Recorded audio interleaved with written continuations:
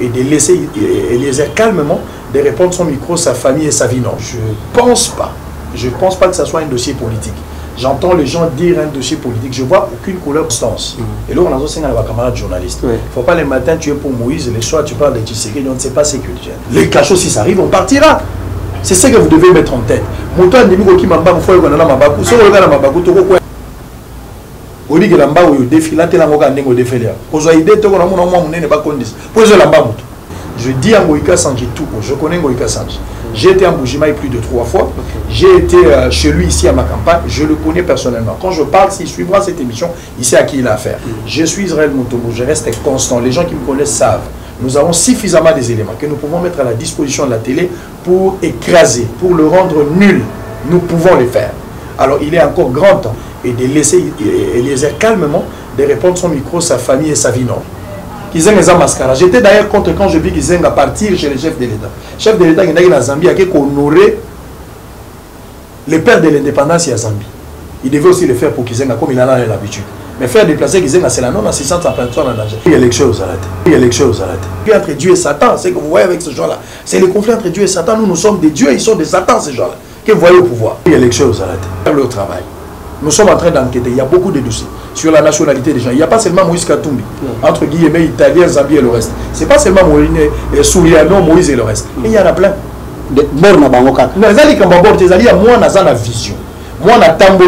Félix a passé du temps avec son père. Balobi Bazuna bako fondateur. Bruno Tibala bati bango libana. Na lobi na cofondateur azali obligé à remplacer tant yeso abengi ba potol. Est-ce que abenga Pierre Moutalibozo va se servir na. Je disais les corbeaux n'a jamais été joli ba benga bogar pour la fromage. Abongwani pete po awangana. Zambe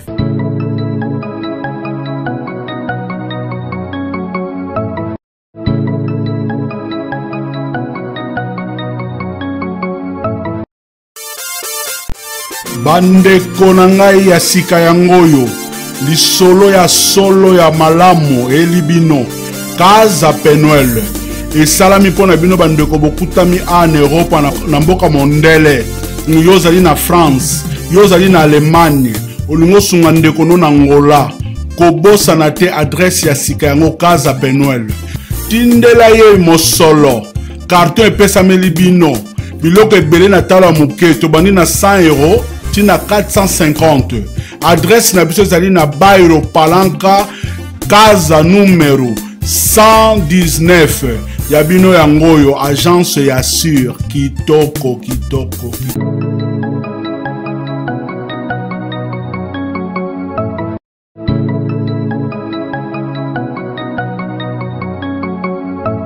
Shalom amis fidèles téléspectateurs du www.nazarentv.com. Nabo Momesano, Tozali Mesengoli sur se présenter devant vos postes téléviseurs, Bipagnon Sobozali, Amérique, Texas, États-Unis, partout, Bipagnon Sobozali, vous en Afrique, vous en Kinshasa, na Congo, vous en Lubumbashi, na Kananga, na Chikapa, partout, Bisigagnon Soboza, Topesi Binombote, et tout dépend de l'heure à laquelle Boko Yambabiso, na Bitandoike, Bipagnon Sobozwami, Tozali Awa na Nazarene TV, na rubrique O Boninga Makasi, Masolo Yamboka. En fait, c'est une émission au Topona pour nous traiter des questions politiques. Pour nous sommes qui ensemble, qui est déjà un système ici chez les Nazarene TV. Donc, on a un peu les locaux sommes qui na moko ya Bilombe, ya presse Awa na mboka Kinshasa. Oyo azwape mokano ya ko travailler ko lukaba information ko traiter pe ko diffuser ko pesa biso comme il se doit information à temps réel. Voilà pourquoi avant que nous continuions avec notre analyse de ces jours, faisons d'abord un petit pas en arrière. Bipayo api moi na mobalo kitoko Alain Kakala Azali a balancé biso un cantique et on se retrouve tout juste après.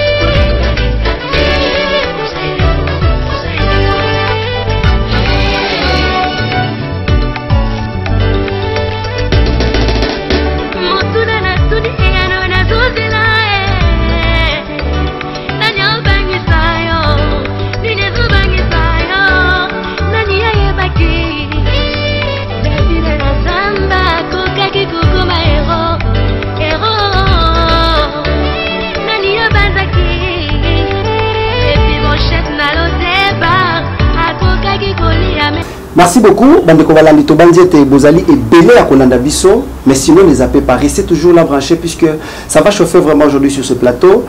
Avec vous, nous allons découvrir un homme. Je l'appelle déjà un homme d'État en gestation. Pourquoi j'ai dit ça? Il nous va comprendre quand il va parler. Et quand il parle, c'est la connaissance qui jaillit. Je l'ai toujours dit au superlatif. Boyebi, Tolobaka, il est fabuleux. Il est fabuleux. Il s'agit bel et bien de M. Israël Mutombo, qui est le journaliste engagé, analyste politique de son État. Avec lui, nous allons traiter les questions politiques qui se posent aujourd'hui. D'abord, je tiens à vous remercier parce que c'est la toute première fois que je passe dans votre émission. C'est une émission qui fait parler d'elle, hein, parce que même à l'étranger, solo émission Nabino, même la Katia Kinshasa, des fois sur un avion, vous avez la surprise où il y a solo. Ils allaient rendez-vous à Balongi. Une émission qui nous permet de pouvoir communiquer, surtout dans la diaspora, par exemple à Singapour, en Turquie, États-Unis, partout ailleurs, en Finlande. Je suis content d'être invité pour discuter à ce qui concerne le pays. Merci beaucoup. La ville de Kinshasa en fait aujourd'hui, surtout sur le plan médiatique.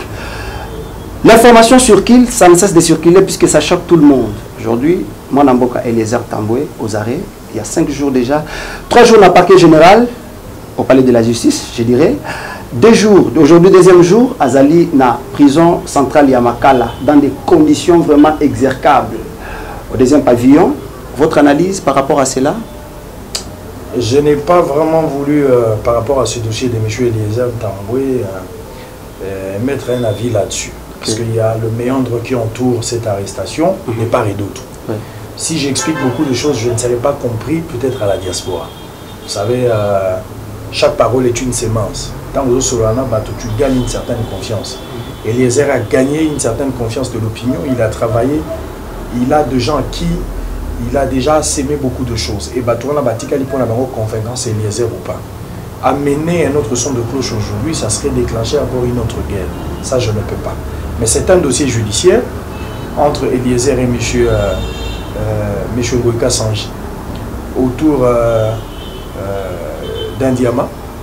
Beaucoup des explications, des part et d'autre. Chacun cherche à tirer la couverture de son côté. Je ne suis pas la justice. Je soutiens Eliezer en tant qu'un homme de presse, un homme du média. On ne fait pas la fête lorsque ça brûle chez les voisins. Ce qui est tout à fait normal. Lorsque le doigt est malade, c'est les pieds qui l'amènent à l'hôpital. Donc, dans de telles circonstances, nous pouvons compatir avec lui.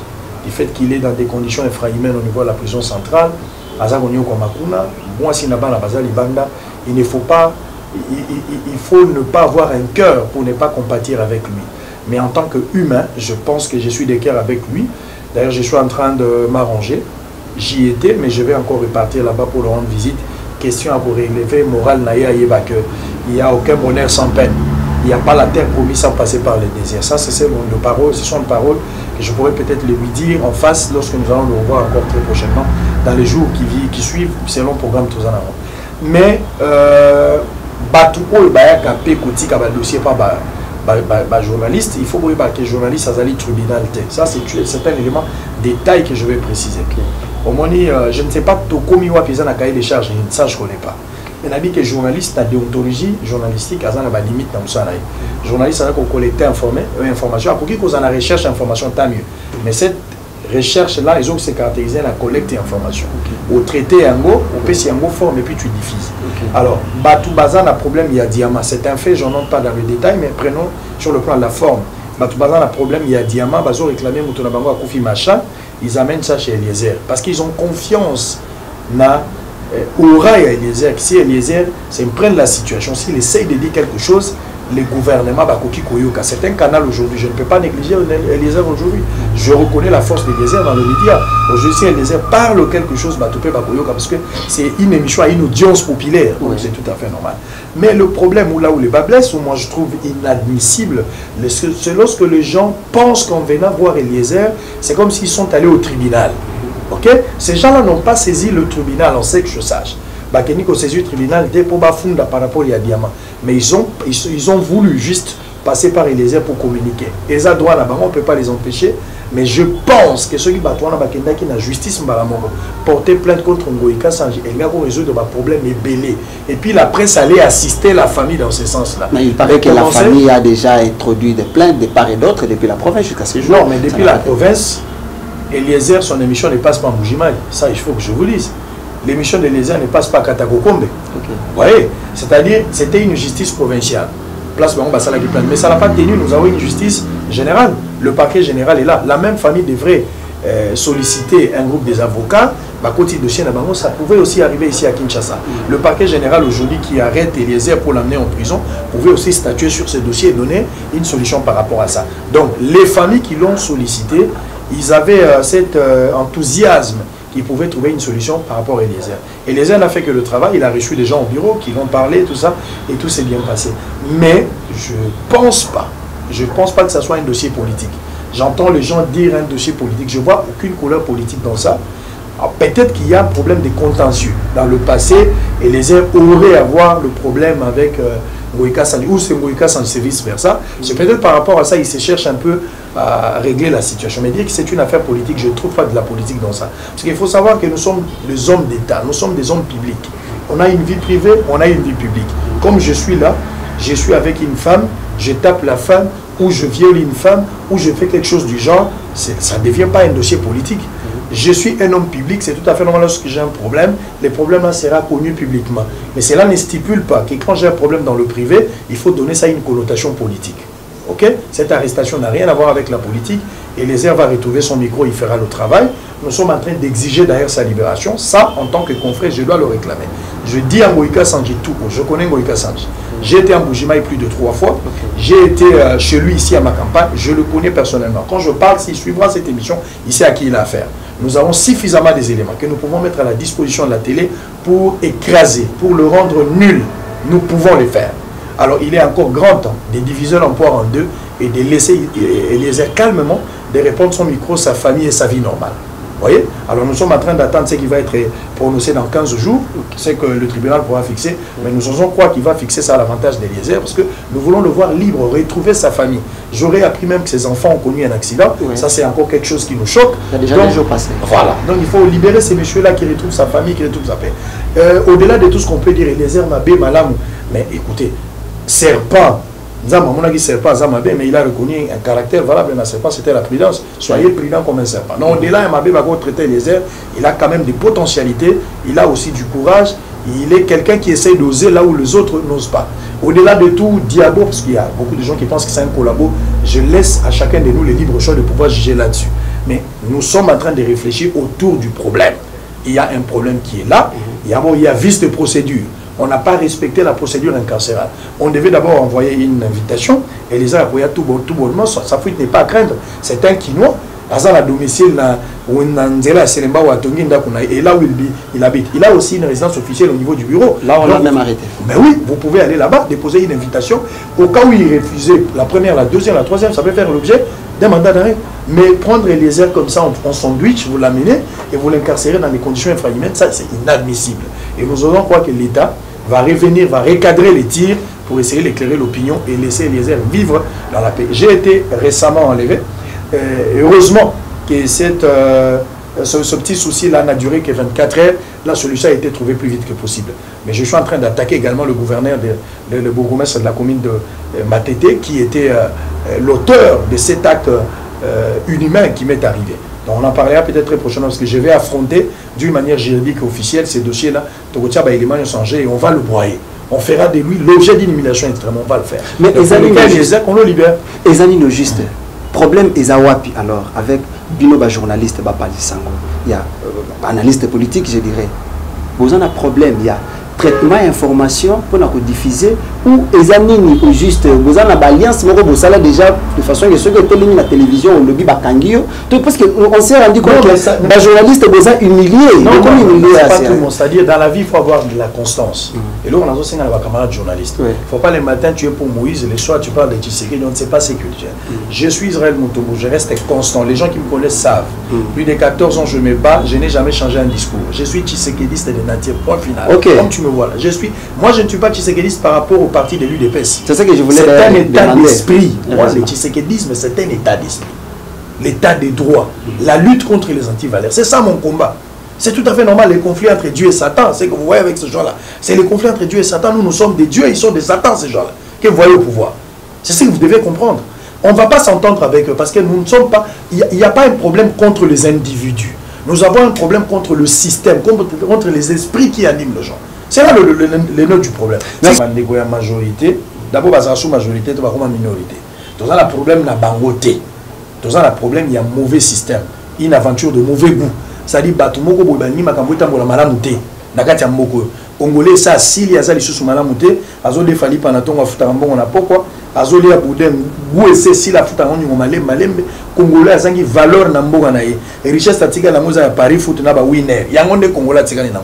Et nous, nous sommes là pour dire à ces messieurs qui continuent à maltraiter le Congolais, c'est pas comme ça, il faut arrêter. Nous sommes de ceux-là qui ont le courage de dire les choses en face et que les autres disent bas, avec tous les risques possibles. Parce que je ne mourrai pas vers la mort, je mourrai les jours de ma mort. Les jours où la mort arrive, moi je pars. La mort m'est égale, moi j'ai pas peur de la mort, je suis un chrétien. La mort est un taxi qui m'amène pour aller voir Dieu. Problème, la mort pas au lanine de Eliezer. Non mais écoutez, il y a Naouti Golobawa, l'athlète ne peut jamais être couronné s'il a combattu suivant les règles. Si on m'arrête à mieux, je ne souhaite pas d'être arrêté, mais c'est un chemin par lequel je passerai peut-être. Qui le sait? C'est Dieu qui essaye de prédestiner les choses. C'est que Dieu a connu d'avance, il les a prédestinés. Si Dieu, dans son calcul, si Dieu, dans sa prédestination, me voyait être arrêté pour aller dans une gloire, j'accepte ça. Maintenant, tu vas contester l'arrestation de Joseph dans la Bible, qui d'abord a été arrêté pour devenir Premier ministre. Avant de voir Pharaon, il faut passer par lui. Je passerai par là. Je n'ai pas peur de ça. La prison égoïste aux Alaïlo, aux effrayés, batouté. Ce n'est pas que je n'ai jamais été arrêté. J'ai déjà été arrêté 4 fois. Mais ce n'est pas médiatisé. Vous pensez que nous avons peur de la mort, mais on passera par là. Il est réservé aux hommes de bruit qui ne savent pas pourquoi vient le jugement. Les cachots, si ça arrive, on partira. C'est ce que vous devez mettre en tête.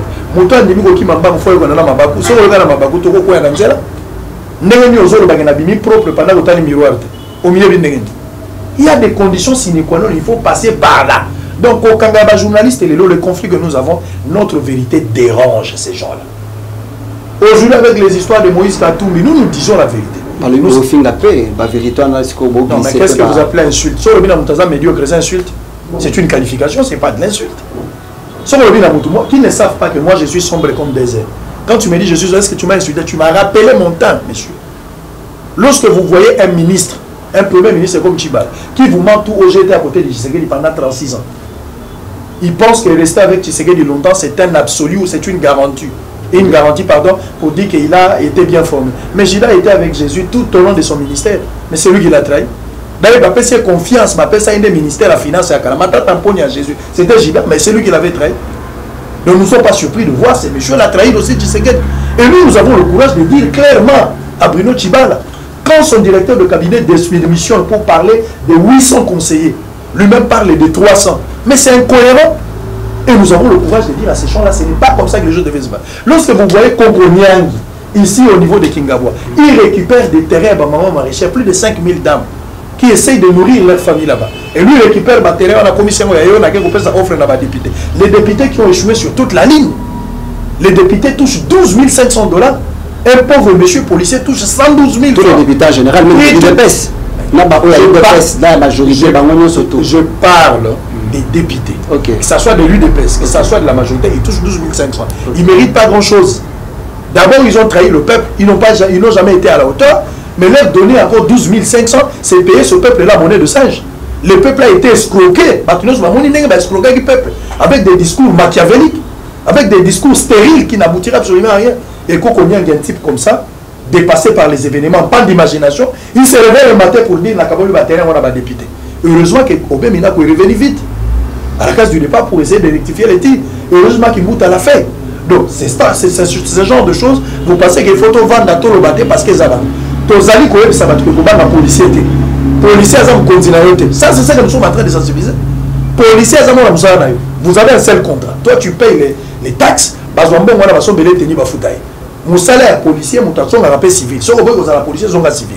Mais comment le peuple local a mongola na yote, on va nakoma soua na oboto na kebilo. Nous sommes contre ça et nous savons dire des choses en face. Le bourgmestre de Kintambo, il récupère les gens. Alors il y a un côté comme à 11h à 18h. Du lundi au vendredi. Et puis samedi, tu tiens en de 14h jusqu'à 22h. Mais où est-ce que tu as maman? Mais mon toit boy ko buka mon toit boy ko to sa mibe ko nanga après ça $50 à ça. Donc à tel qu'il m'obéit à l'état à $50. Lorsque je vois ces gens, vous voulez pas que je parle? N'abanga parce que c'est un bourgmestre, un monsieur qui n'a jamais été élu. Il a été nommé par une ordonnance présidentielle. Mais je vous crois où? Ah bon? Nous sommes au Congo. Mais c'est une information que je vous donne, allez vérifier ça. Vous voulez qu'on reste calme, en train d'observer tout ce qui se passe? C'est du mensonge. À ciel ouvert, qu'on n'en parle pas? Non, nous devons dire les choses en face. Ce qui arrivera, arrivera. Jésus, d'ailleurs, Élisée ne savait pas qu'on allait arrêter. Mais Jésus savait qu'il allait mourir, mais il a affronté ça. Vous voulez qu'on ait peur pour moi? Il faut qu'un Congolais commence. Tshisekedi avait des amis, hein. Il avait la famille, il avait des enfants. Si Tshisekedi n'avait pas accepté le risque, il ne serait pas ce qu'il est devenu aujourd'hui. Je ne sais pas exactement ce que je deviendrai demain, mais j'ai envie de devenir quelqu'un. Et je dois transiter par ce combat. Ok? Je dois transiter. Nous sommes dans un combat de boxe. Tu dois te relever, continuer. C'est la fin qui justifie les moyens. Laissez les journalistes libres de faire leur travail. Nous sommes en train d'enquêter. Il y a beaucoup de dossiers sur la nationalité des gens. Il n'y a pas seulement Moïse Katumbi, entre guillemets, Italien, Zambie et le reste. Ce n'est pas seulement Souriano, Moïse et le reste. Et il y en a plein. Il y aura une liste de gens que nous allons mettre ici.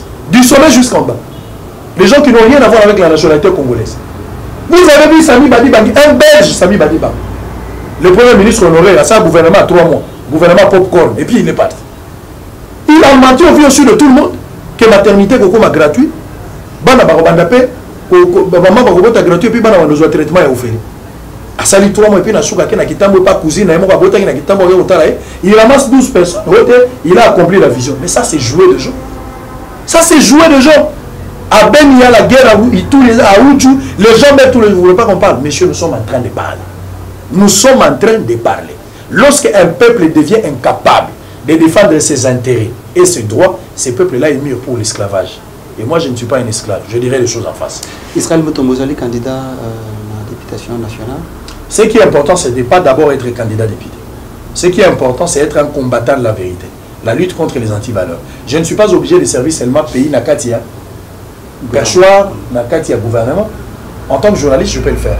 En tant que combattant, je peux le faire. En tant qu'analyste, je peux le faire. Je ne suis pas obligé de faire partie de cette histoire-là. Mais s'il s'avère qu'un jour arrive, on verra. Si le peuple me donne confiance, j'irai là-bas. Mais s'il ne me donne pas la confiance, je reste. Je suis fier dans ce que je suis. Parce que nous sommes un corps. L'objectif final, les alliés congolais vécu quotidien à Eboma. Congolais, à mesure, il y a qu'au vivre. Même quand on a la famille, il n'y a pas de zone hormone. On a la zone, on a la zone, on a la zone, et ça nous a rendu au salabato. Regardez comment les gens sont diminués. Regardez. Vraiment. Regardez comment les gens sont diminués. Les gens vivent dans des conditions infrahumaines. Quand on vit bien, qu'il y a un kisenso, qu'il y a un ngaba, qu'il y a un makala. Qu'il y a un kuta mutazoli, l'eau sur la belanzongo, on chakula imbo. Et pour la carence à ma fouta. Il faut aller voir ces gens-là comment ils vivent. Allez à Kindele. Allez à Kindele. Kindele nzele katani na makaya. Pour les gars Kindele, il faut aller à Ndoki, tous à la sportif. Pour moi, les sportifs, ils savent comment ils font ça. Même un normal ne peut pas vivre dans ce coin-là. Et nous avons un gouvernement. Nous avons un premier ministre. Et nous avons des généraux, tout ça. Personne ne dit quelque chose. Et nous devons croiser les bras parce qu'on n'a pas un journaliste, c'est arrêté. Mais tu ne comprends rien. Merci beaucoup, Bandeko Balandi. J'étais en train de vous dire que quand tu parles, c'est la connaissance que j'ai. Quand même, Aza n'a droit, Yako Loba, ce qu'il a comme dossier na Manae.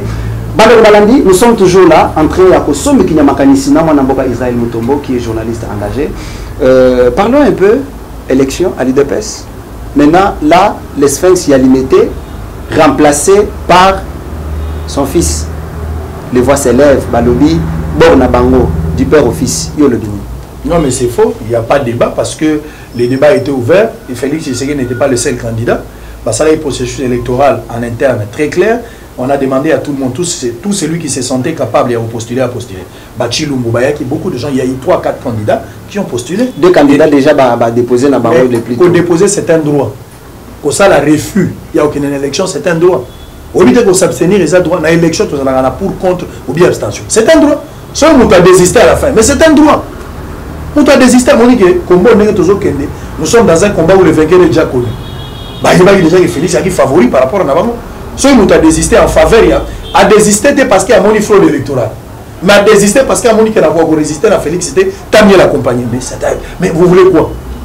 Vous voulez quoi? Ton fils peut te succéder, mais à cette condition, c'est la méritocratie. Est-ce que Félix est la hauteur? Il y a combat, responsabilité au Bapécier. Mais c'est Félix qui a la confiance à lui de pèse. Mais Balobi, quelqu'un qui a bino, homme politique, critique à l'église. Oh, église, du père au fils. C'est quoi les comme si on a bino? Les choses spirituelles, écoutez, il ne faut pas mélanger les choses. Les choses spirituelles et les choses physiques, c'est différent. Magabouya, église. Pasteur Nengaza, pasteur Azan Nengaza, Azali na moi si n'est pas. Ça c'est un phénomène que nous vivons à Kinshasa. Ce qui pasteur athée à l'église, voilà que moi c'est à côté côté athée. Et que pasteur Azan moi, tu verras pas sa femme devant. À Ozela moi on a soit à remplacer. Mais sur une église voilà moi c'est athée, au tika la peu au moi athée. Au kande maman pasteur à Ozala. Aujourd'hui, na église au la Bethel. Je cite, ça langage comment ça langage pas tout. L'église au la Bethel, papa ya Bethel. Ba on a ba ko ya kate moi ça go côté. Tant que bien moulaya, à Monica comme fatigué. À Kamati maman pour maman côté a été critique au Gomaï. C'est l'eau compréhension là-bas. Bâti Moïse. Mon coup na terre à moi ça côté a été na seka. Va récupérer déjà un camarade a fallu on a ni j'oublie encore le nom de ce monsieur là. Mais d'abord Raï Minga Moukouna tout ça sur Eric quelque chose comme ça. Comme on a égoya. Moi na Moukouna yene mutakomi côté a quelque part. Donc place batu baté aka. Basi baza côté ya komona ba maman de bato. On ni moi si continue à zangiban. Mais le quoi il y a quoi dans le ministère moi c'est ndem tazu relève à bilo quoi. C'est comme ça on les a côté à l'église et Dieu n'est pas pour ça. Succession à l'église ce n'est pas une bonne chose parce que c'est de la part de Dieu que les hommes ont parlé. C'est poussé par le Saint-Esprit. Koloba makamona ndenge na yote. J'ai planté Apollo ça arrosé c'est Dieu qui fait quoi. Moïse ne s'est pas choisi des gens pour le remplacer. Moïse est parti mais Dieu a relevé d'autres personnes pour continuer la marche. Même Jésus, s'il fallait se choisir, il va tirer dans la plan, il va la famille. Mais il va passer la clé le roi Pierre. Jésus n'a Pierre, il va Jésus qui est dans le matin à Lazare, est-ce qu'il y a un cousin? Donc pour te dire que ma succession dans la Bible, ils fondée. C'est une histoire montée de toutes pièces et tous ces gens-là iront en enfer. Dieu n'est pas avec ces gens-là. Ce sont des coopérants, ces gens, tous ces gens-là. Mais yo de ton vivant, quand tu es avec tes amis, les anciens, ce sont eux qui t'aident à conduire cette église. Les gens qui yo le moins, toi Koufi, allez, ancien on a besoin de suite, il te bakamati mon honneur de bayer, bazo bengue junior, junior a comme côté na mandaka to gaki junior a terri quelque part. Ça sont des manœuvres dilatoires. Les gens créent ba mesana na Nzambe. Masumo contacté comment na créer. On connaît ces gens-là. Ba mesana na Nzambe. Mais dans un autre contexte, il faut comprendre la politique, il n'y a pas question de succession. Ah ouais, moi dans Simba Koufaki. Mais moi on a un chrétien qui t'a remplacé. Ce que vous avez la vision. Donc bord na bango kaka. Non, zali kamba bord tes ali moi na la vision. Moi na tamboli na yo. Félix a passé du temps avec son père. Balobi bazuna ba co-fondateur. Ba Bruno Tibala ba ti bango libana. Na lobi na yo co-fondateur azali obligé à remplacer te. Tant yeso abengi ba potol. Est-ce que benga Pierre Moutalibozo? Faut ta la histoire. Ba benga Pierre. Mais faut le tirer la papier. Ça il faut comprendre masolo. Jésus, mais Jésus Jésus avant Abraham. Donc il faut comprendre les cambois choix menda ponaka. Et là comme vous avez la moyen à l'histoire se répète. So nzamba poni aponi ka Dieu a élevé. Atelier ngouba na sama iposo malikolo nzamba poni Félix. Dieu n'est pas surpris de voir Félix président IDPS dans l'économie de Dieu, il le savait. Baponi est démocratiquement. Est-ce que vous avez passé les revendications à fond de l'électorat? Pour la première fois, vous avez primaire et salami ça m'a rapporté. Bato bavandi, débat contradictoire, les journalistes va tourner la question et puis bato baponi. Yo maintenant vous avez peur. Balobi boa le fond du penza. Mais le fond parce que tout ça n'a pas valeur. Nadia matebele na qui mais na bonne ngombe na passe, c'est ça la logique. Odi que lamba o défilé la ngoka ndengo défilé. Kozo idée to na mona mwa munene ba kondis. Pour zo lamba mutu. Nous avons de la valeur. 1 plus 1 est égal à 2, attends la France égale à 2. Les Américains vont le tous les pays développés, comme ça, ne jamais. Oui, bien, oui. Nous avons même la porte à relier à Matisse régime. Ils sont tous à la valeur. Et nous gardons ces valeurs-là. Juste comme à pouvoir, tu vas nous battre belé. Les hommes qui sont bongatés parce qu'il y a impunité. Si on sali l'église, ça la cache. Ma frère a têtu, il faut pas qu'on au sali l'hôpital, au sali le cimetière. C'est toujours les deux. Au moins il faut $, au moins il faut $. Les gens qui ne veulent pas respecter, il faut le mettre au cachot. Tous à le fond, nous te pour la ligne. Pendant que Pepper d'Azo, ça va tout 10 000 francs dans les meetings dans les affaires.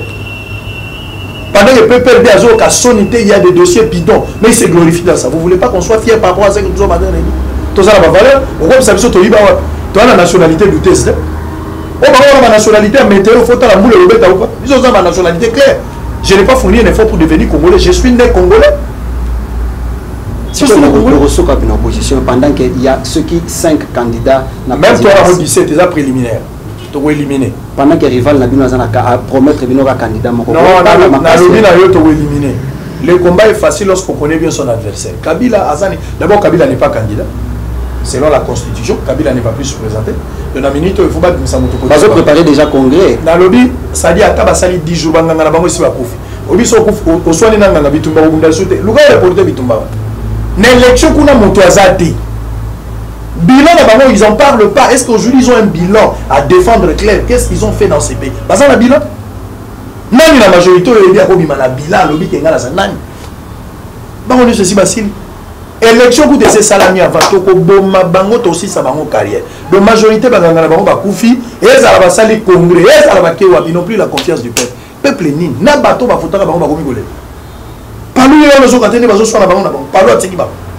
Mayo bon pour me fo. Moi la me binga mais na kwa na inzo. Okite ba kabon. Moi na moka Kizenga candidat à la présidence. Non, Kizenga na mo mascara. Kizenga za mascara. J'étais d'ailleurs contre quand je vis Kizenga partir chez le chef de l'État. Chef de l'État qui est dans Zambie a qui honorer le père de l'indépendance à Zambie. Il devait aussi le faire pour Kizenga comme il en a l'habitude. Mais faire déplacer Kizenga, c'est la non-assistance à personne en danger. Une personne de cet âge-là. Aujourd'hui, on m'a dit est-ce que Kizenga parle d'abord? En 2008, Kizenga démissionne de lui-même. Alors, on a Pongi, Tina Bilo Pongi. Ça va surtout que mon maillot beaucoup en tête. Moi, la mebing. Maman, me la babandi, bito quoi dans la Inzo, au tourner village, je suis fatigué, je me retire de la politique. Mais 10 ans après, nous on avait compris les jeux. Soubassement, on a récupérer Kizenga. Kizenga n'est pas le seul vieillard, mais Kizenga à domicile n'a pas ma PC carte électeur. Avec quelle finalité? Kizenga a poussé comme candidat président. Joseph Kabila comme sénateur. Mais la constitution reconnaît le sénateur à via Obimate. Mais ça la manœuvre ni comme modifier la constitution comme ça candidat président. Et candidat comme président du Sénat. Au cas où Kizenga mourait ou Kizenga peut démissionner par rapport à son âge, mais pendant 6 mois, Kabila revient encore dans les affaires. Nous, on a déjà compris, on a dénoncé ça. Le calcul a changé. Maintenant, il a calculé la formule monsieur à IDPS. Bruno Tshibala est devenu premier ministre parce que ça a doublon à IDPS. Dans l'esprit, il a premier ministre pour Outa, issu à l'ensemble bar IDPS. Le roi a IDPS, il a créé IDPS. Mais ça a louché à l'Okuta. Louché à solo Bakanga, mais on a déjà compris ça. La majorité, ils sont capables, ils ont le pouvoir de détruire le construit par leurs propres moyens. Et Bruno Tshibala est arrivé là où il est. Olenga il tacle Bruno Tshibala. Le moins la pouvoir place aux alliés. Et vous savez, vous avez la partie politique, il faut vous créer parti. Dans la minute où je t'informe que Bruno Tshibala n'a pas loup, à quel Lucas l'alliance n'a pas loup. Pendant que la partie politique, il y a l'alliance n'a pas pendant qu'il y a la UDPS.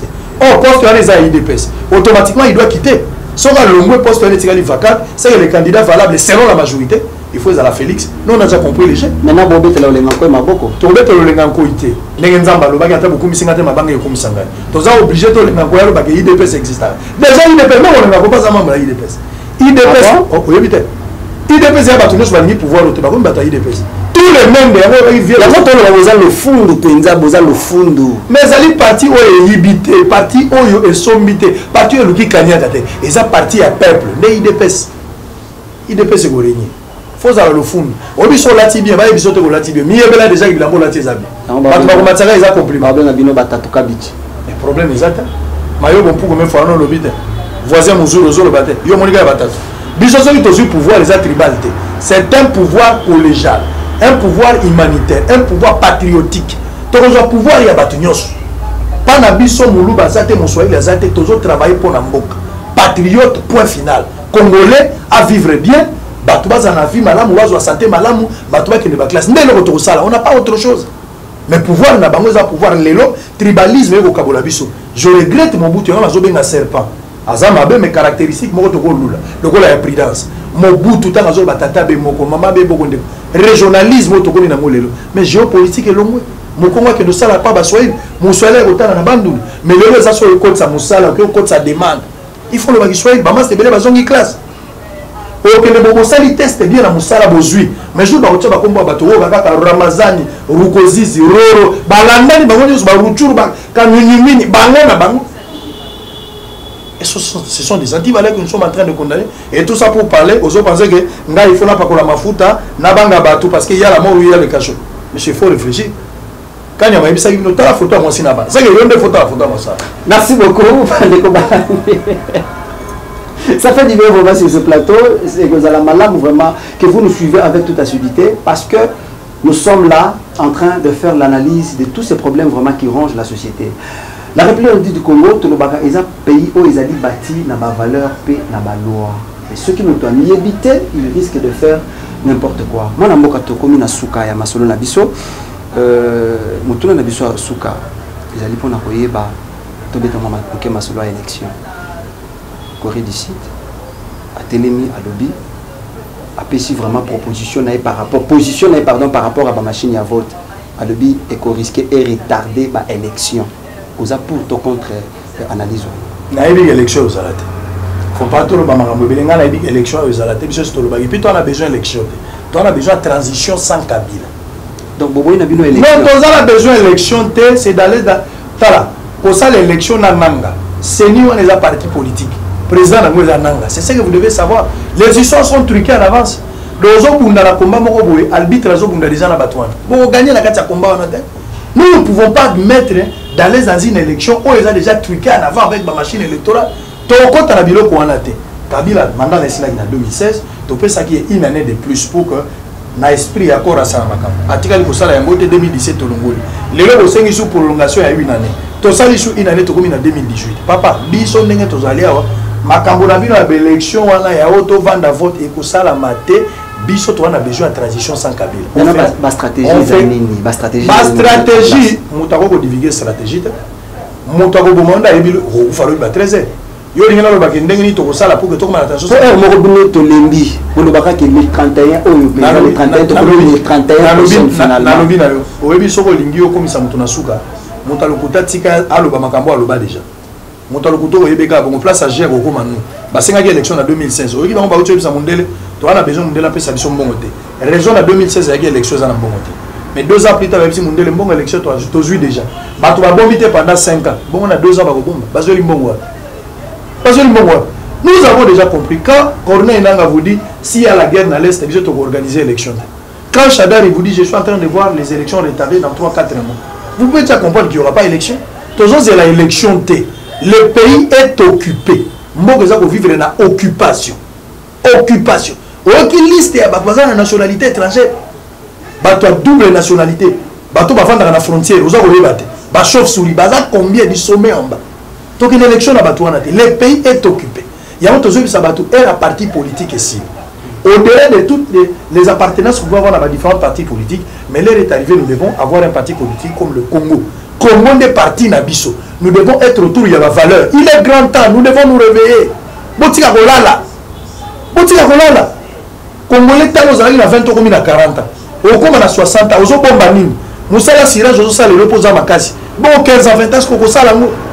Les gens doivent voir ça. Nous avons battu Congolais pour ça la marche, pour ça la soulever, c'est la nini. Congolais aussi là-bas, bimana maman na ye, bimana moi aussi na inda ko tomboka. La team de système.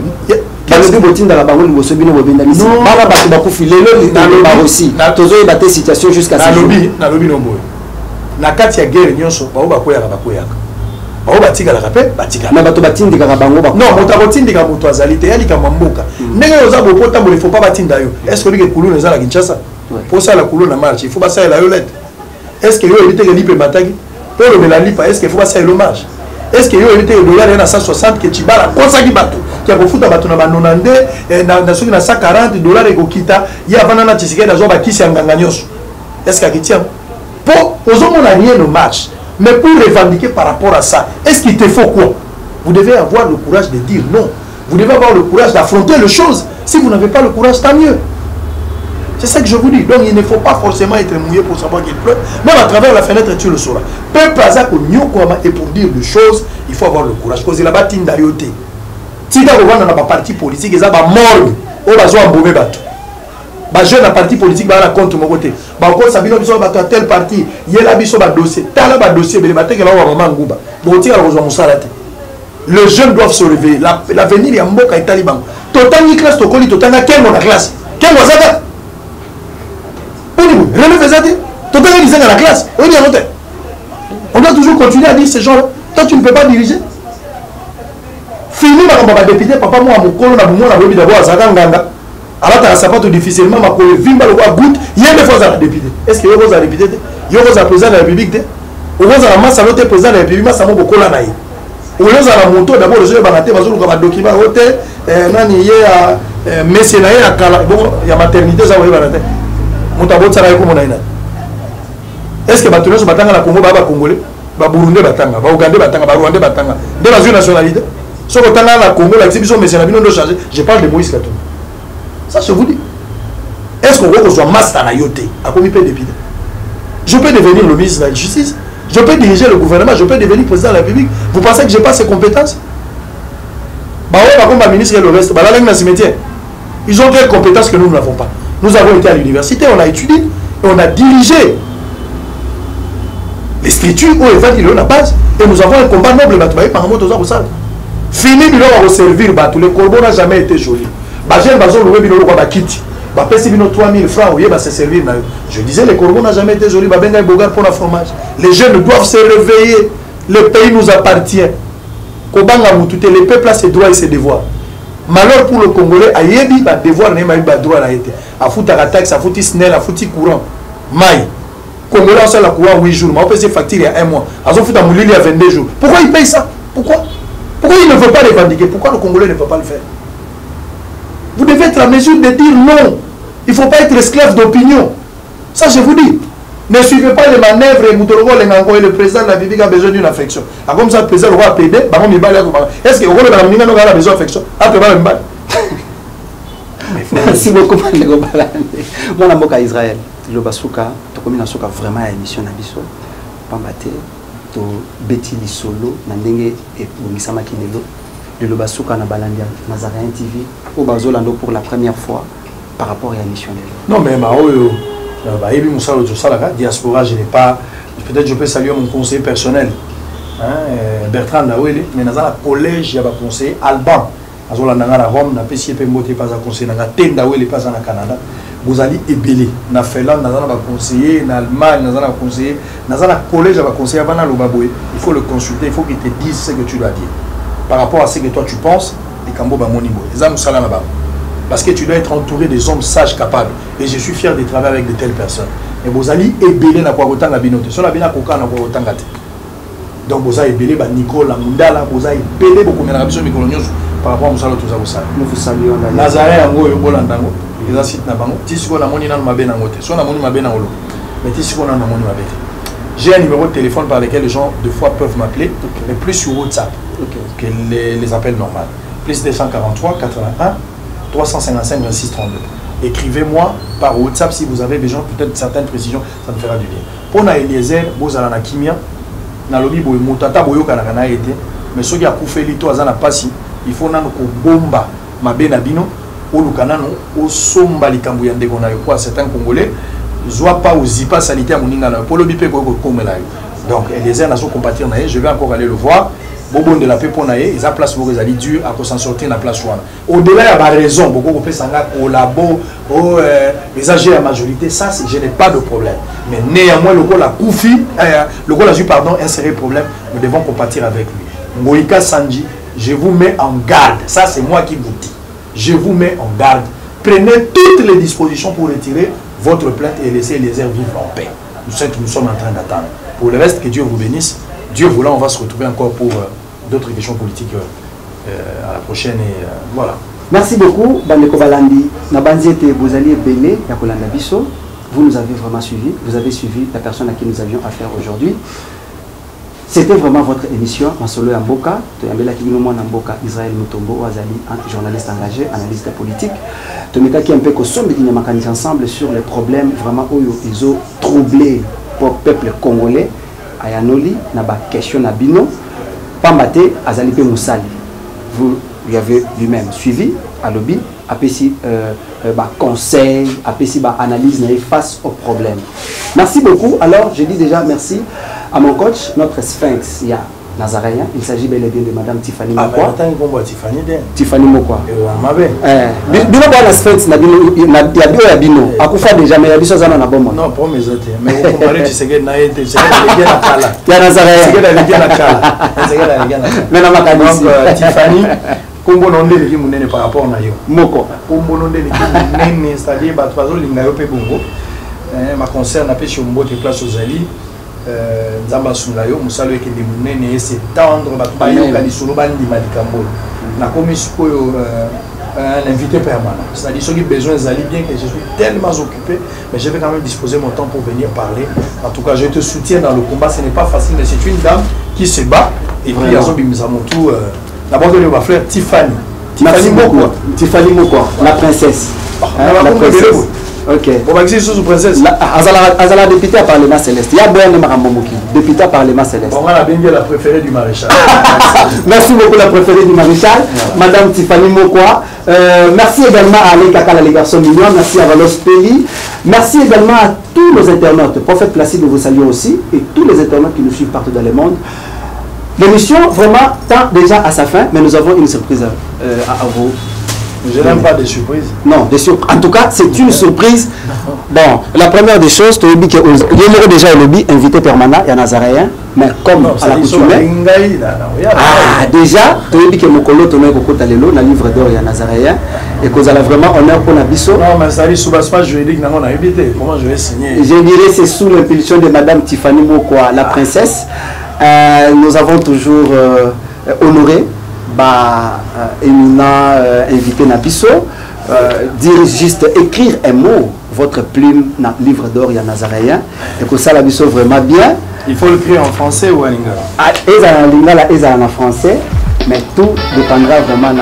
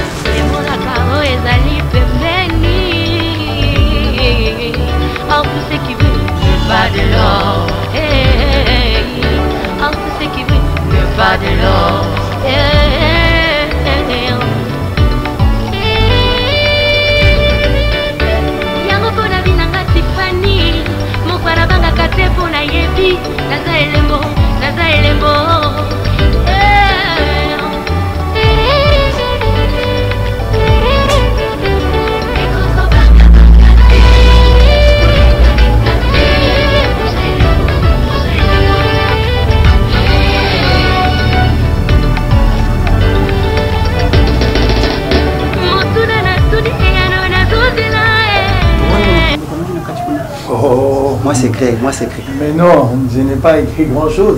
Il n'y a pas mort d'homme dans ça. J'ai écrit bonjour, je suis très impressionné de votre prestation, accueil et considération envers moi. Je vous souhaite bonne chance et vous dire que vous avez ma main d'association, Israël Moutou. Vraiment, mais gros mot, Madame Tiffany a langue déjà. Mais à la fête Nabiso à lobby en tout cas, Oyaboye Namezalate. Voilà pourquoi. Puis on voit qui surprise, mais à lobby va te surprendre.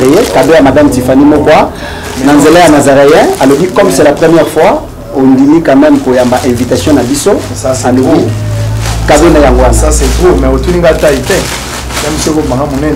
Pour voir qui surprise. Ceux qui t'ont déjà, on pouvait déjà pour bataille, mais où il y a une surprise, tu as bon comme ça, même à une surprise.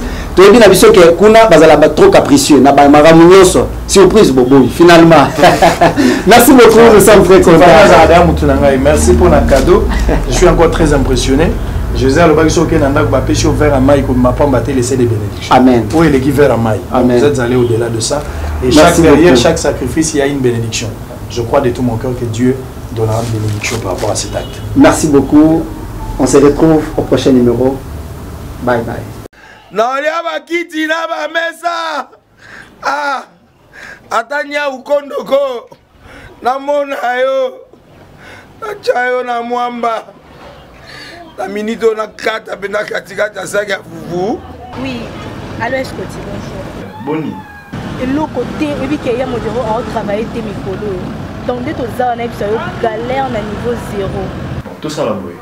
Ngai naza na mbongo vraiment mingi te. Mais nazoche la bino moi mukio naza nango na agence moko boye Nazareta. Sarita qui dit sérieux. Oh. Maman, comment des bons donc yo pesa au fouti mbongo pour partir à Poto biso to ya to jibilo. Na bengi ya Scotty. Agence moi ifonga mi comme na Nazareta. Na kufie. Agence lisusu.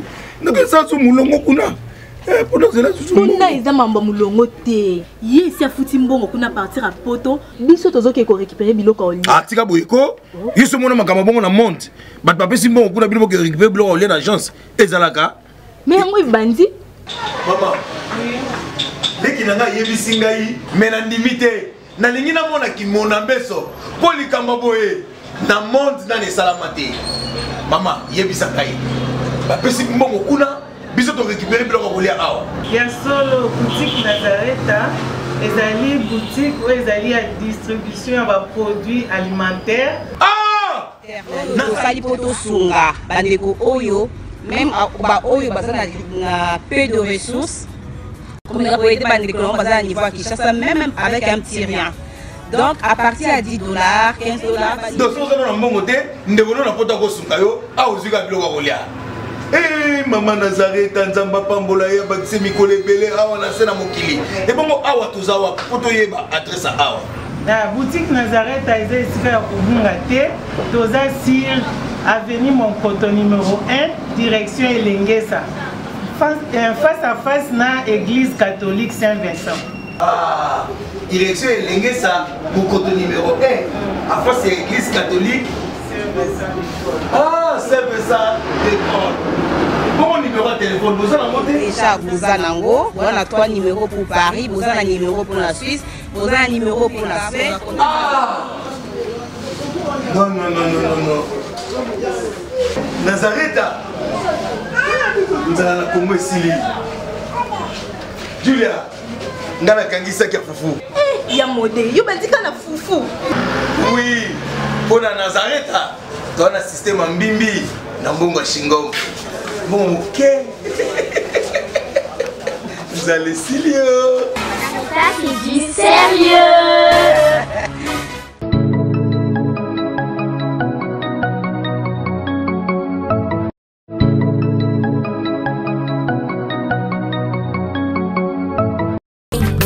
Abongwani pete, boa wangata, Zambé à le Nazarien, le Nazarien, le Nazarien, le Nazarien. Ebana kitoko koma mukondima, atako babakolaki mafuta na musakolima. Lelo ya yo bolingo ebateli le Nazarien, lipamboli oyo mona na katempeni mama kantelobi. Kolapie mapapu, masopi mapapu.